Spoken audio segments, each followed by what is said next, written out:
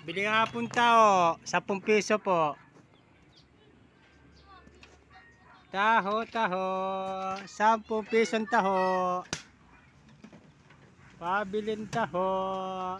Ayun na, si Bunbo, bibili ng taho, 10 tenenen. Sa akin po, 10 piso, kuya. Wala sago. Ayan na, bibili ng taho. Yun na, bili ng taho. 10 piso. Dalawa daw kay Bunbun na.